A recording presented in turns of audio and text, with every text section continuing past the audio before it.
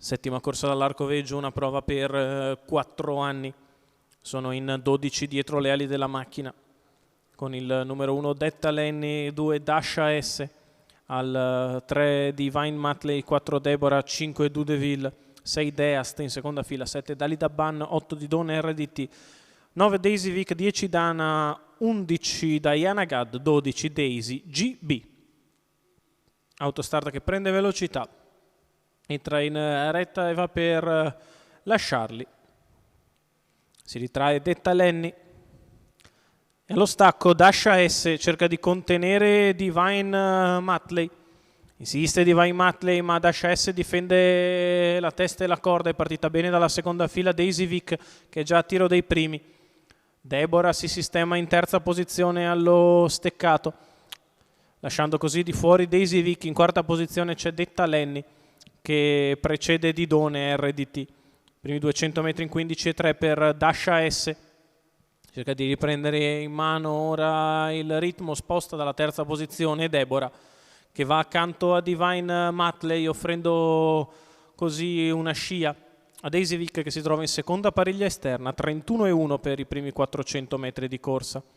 In vantaggio Dasha S, di fuori Deborah, allo steccato Divine Matley, in pariglia Daisy Vic, poi Detta Lenny, mentre sbaglia Dasha S, sbaglia anche numero 2 all'esterno Deborah, S, rimane così al comando Divine Matley con di fuori Daisy Vic. Colpo di scena dopo numero 700 4, metri di corsa. Deborah squalificato. Divine Matley e Daisy Vic si trovano così in prima e seconda posizione, una alla corda e l'altra al largo. Poi ancora Detta Lenny e Dudeville, mentre prova a progredire in mezzo alla pista Daisy GB. Quando siamo quasi al chilometro insiste Daisy Vic all'attacco di Divine Matley, chilometro in 1,17. Daisy che all'appoggio si presenta accanto a Divine Matley, che è sollecitata per rimanere al comando. Le due hanno preso grande margine di vantaggio a Detta Lenny e Dudeville.